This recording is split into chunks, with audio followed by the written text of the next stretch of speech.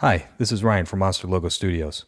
I thought I'd give you a quick breakdown of the time stretch feature on the M8 that I was using in my last video. It's not called time stretch. There are a couple of interesting things you have to do to manipulate your samples, but in the end, it's the same result and it works quite well. So I've got a sample project here. We're currently at 120 beats per minute. I've got a couple of different percussive and melodic samples that I'm playing with. If we jump into our first chain and take a look at our first phrase, instrument 0, I've got this 175 BPM duck farts sample that I'm using. This was one that was preloaded with the M8. So it's at 175 BPM. Our song was at 120 BPM. And you can hear that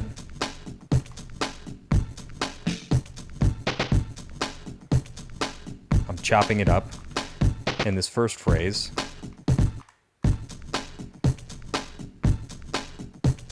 Doing a simple single bar 4-beat cut.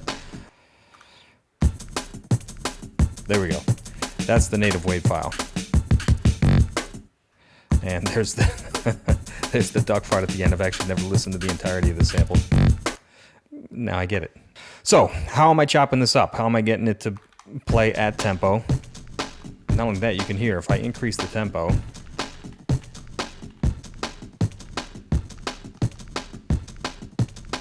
it's truly time stretching and doing a pretty good job.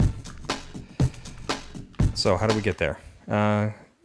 It's using a trick with the LFO.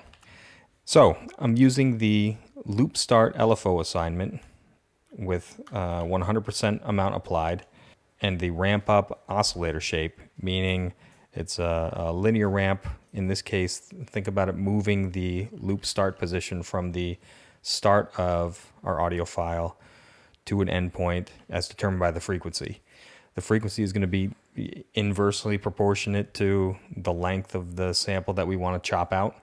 But assuming you've got a sample that's of some fixed phrase length and was recorded at a fixed BPM, you can manipulate this frequency to determine exactly how much of that loop you want to regurgitate within your one phrase or the length of the single phrase that is playing against. So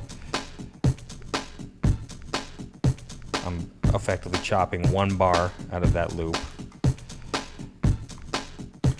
based on this 4-phrase frequency. If I drop that down to 2, because it's ramping up at a much higher rate, I'm going to get more of my loop played during that single phrase, 16th note cycle. Getting about half of it.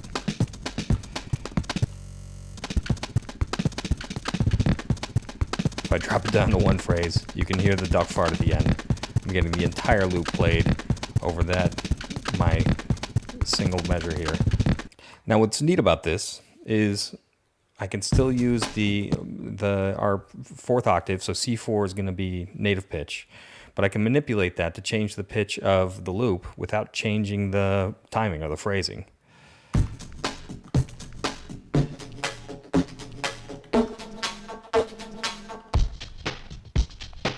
That's actually a pretty cool sound, dropping the octave or dropping it by an octave. But this also means you can chop the sample up. And so if I look at the second phrase here, I'm still playing that same instrument 0, so the same sample with the LFO assigned. But now using the loop start effect, I can change where that loop starts. The ramp speed is going to maintain the same, so it's still going to keep the same time stretching, the same relative BPM. But by changing the loop start, I can chop up that sample, capture different parts of it. And in this case, I'm applying the chance command with 26% chance to every one of these so that I'm getting kind of a random fill in this second measure.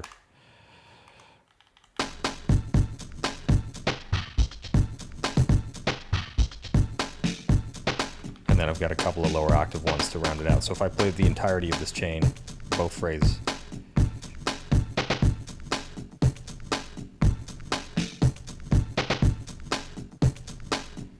what's neat is if you take phrase 1, which is our initial phrase, kicks off the loop, and then we throw just an empty phrase after it.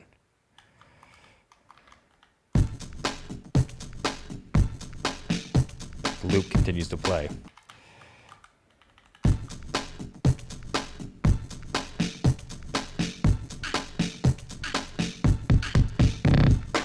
There's our duck fart.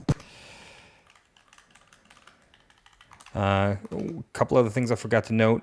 Your play style has to be forward loop. If it's just forward, it's only going to play that first increment. And then you want your phrase length to be what is ultimately 0. Right? This is the most finite slice of your sample that's then going to be moved from, again, the start of your sample to the end based on or at the speed of that LFO frequency. And that's it. There's another instrument here. I think this is just a shaker that I brought in, but if I let's look at chain 1. Here we go. This was a melodic loop, so I'll play the original so you can hear what that sounds like. Nothing terribly exciting.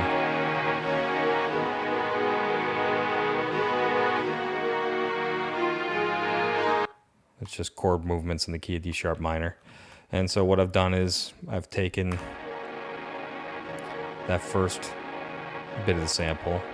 I'm changing the tempo. I'm using a different groove for this particular phrase so that I'm hearing more of that sample. So I'm effectively turning this 1 bar into a 2 bar. And then for the second phrase in this chain, I'm chopping it up using the exact same technique that I used for that for the initial breakbeat. And then changing the pitch. And so all of the same pitch rules apply to this melodic chain as they did to the rhythmic one. So if I pitch this up or down, the big full octave jumps don't sound quite as exciting, but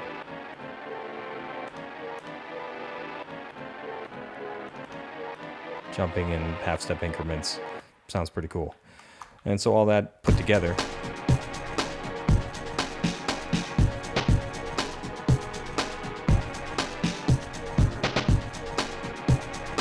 here's what you get. So hopefully that was coherent. It's the end of a pretty long workday for me, and I'm just kind of winging it, but wanted to share this with you all. I'll continue to share any other neat tips or tricks that I come across, and likewise, if there's anything interesting you've encountered with the M8, throw it in the comments. Again, this is Ryan from Monster Logo Studios. Thanks for listening. Talk to you soon.